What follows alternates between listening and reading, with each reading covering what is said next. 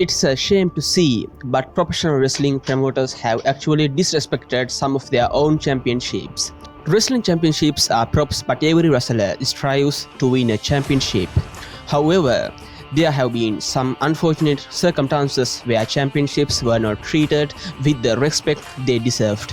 Throughout the history of professional wrestling, championships have been something that wrestlers have fought for. World championships are what the majority of wrestlers attain to win, as they are the most important championship. Of course, not every championship has been treated correctly. The Intercontinental Championship used to be seen as a stepping stone to becoming a world champion. In recent years, the Intercontinental title has become an afterthought, with champions barely defending the title. Championships have been a marker on where wrestlers are usually positioned on a card. Sometimes, titles have been disgraced in more ways than one. Nevertheless, WWE and WCW have produced their fair share of controversy when it comes down to booking their championships on a card. So here are 10 times when wrestling championships were dishonored. If you have any difficulty in understanding my English pronunciation, please turn on the English subtitles above.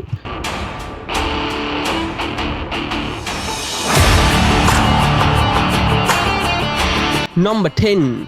Steve Austin throws the Intercontinental title over a bridge. The early stages of The Rock and Steve Austin's legendary feud began in late 1997 over the Intercontinental Championship.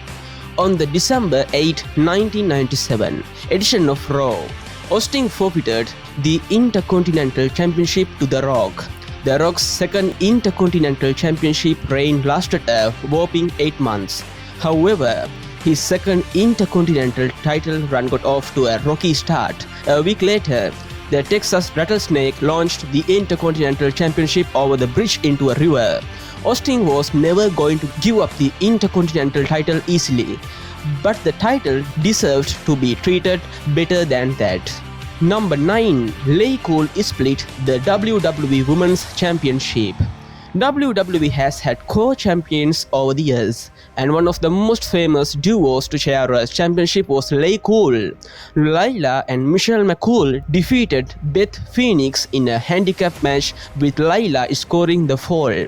Thus, Layla became the new WWE Women's Champion. LA Cool shared responsibilities, and they had one Women's Championship each. However, Teddy Long said that there should be just one Women's Champion. LA Cool fought over the Women's Championship and the title split in two. While Layla was the recognized Women's Champion, McCool would defend the title from time to time. LA Cool made it work with their split Women's title belts, but it was disrespectful to the legendary championship. Number 8. Gillberg holding the Light Heavyweight Championship. Juan Gill became a parody of WCW legend Goldberg as Gillberg. Gillberg was a member of the JOB squad, and he upset Christian to win the Light Heavyweight Championship on an episode of Raw in November 1998. Gillberg barely defended the title, and the championship was hardly in operation in 1999. Somehow, Gillberg held the championship for the whole of 1999, and he set the record for being the longest reigning light heavyweight champion at 448 days. Gillberg's light heavyweight championship run was a kick in the teeth to the likes of Taka Michinoku, who set the light heavyweight division on fire as the inaugural champion. Number 7. Ted DiBiase purchases the WWE Championship. The $1 Million Man, Ted DiBiase, is one of the greatest wrestlers of all time to never win the WWE Championship. DiBiase did everything in his power to hold the coveted WWE title, even if it meant by purchasing the WWE Championship. Moments after Andre the Giant ended Hulk Hogan's 4-year WWE Championship reign in February 1988. Andre handed the title over to DiBiase, grinned like a Cheshire cat with the WWE Championship draped around his waist. However, President Jack Tunney vetoed DiBiase's imposed WWE title reign, which led to a tournament to crown a new WWE champion at WrestleMania 4. Number 6. Triple H and Shawn Michaels European title change debacle. The British Bulldog did a magnificent job with a newly established European Championship to early 1997. However, his European title reign was ended at the hands of Shawn Michaels at one night only.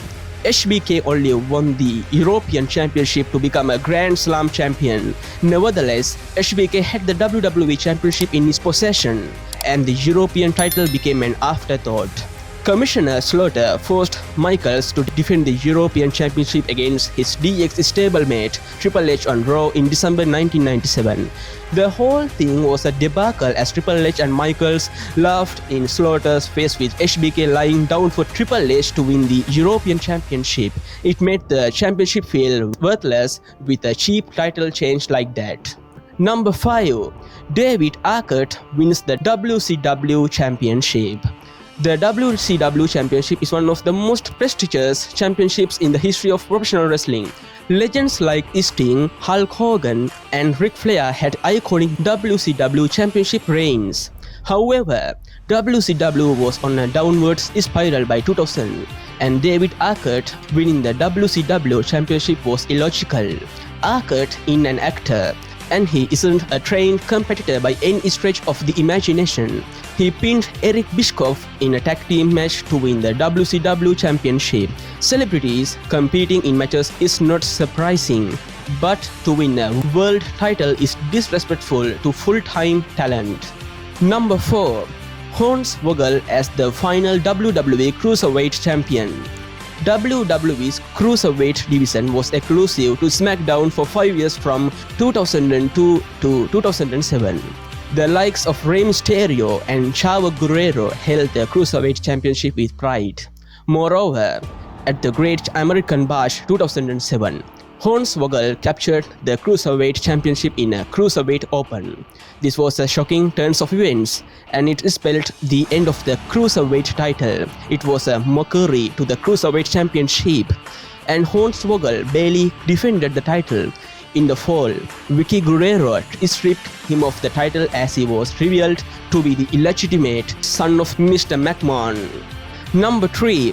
Harvey Wippleman wins the WWE Women's Championship. Women's wrestling wasn't taken seriously in the Attitude Era, and there were a plethora of untrained wrestlers winning the Women's Championship. One of the lowest moments in the women's division came on the January 31st, 2000 edition of Raw. Harvey Wippleman, disguised as a woman called Havina, defeated the Cat in a Lumberjill Snow Bunny match to win the women's title. Wippleman had no right to win the women's championship considering he was a male. Mercifully, his title reign lasted one solitary day as Jacqueline defeated Wippleman for the women's championship on the following episode of SmackDown. Number 2. Braun Strowman and Nicholas capturing the Raw Tag Team Championship. At WrestleMania 34, Braun Strowman needed to find a mystery partner to challenge the bar of the Raw Tag Team Championship. Strowman chose a 10-year-old child in Nicholas to be his tag team partner. This was a disappointment as this could have been a bigger surprise. This was disrespectful to the lineage of the Raw Tag Team Championship and Cesaro and Sheamus. They were unfortunate to drop the Raw Tag Team titles to a makeshift tag team. Moreover, Nicholas at 10 is the youngest champion in WWE history. The title change was illogical as the Raw Tag Team titles were vacated. Number 1. Medusa dumps the Women's Championship in a trash can. In late 1995, Alundra Blasey was the reigning WWE Women's Champion, but she was released from her WWE contract due to financial issues. Blasey, now known as Medusa, jumped ship from WWE to WCW during the Monday Night War. Under the influence of Eric Bischoff, he told her to bring the Women's Championship with her. The Women's Championship was treated like a piece of garbage. Medusa put the Women's Championship in the trash can on an episode of Nitro. She regretted doing it, and her relationship with Vince McMahon was non-existent for decades. Nevertheless, she was welcomed back in WWE, and she earned her rightful spot in the WWE Hall of Fame in 2015. So today I have explained to you in this video about 10 times when wrestling championship were dishonored. What do you think about the video? So if the video is good, please like it. Also subscribe my channel. So it's a goodbye for today. Have a nice day everyone.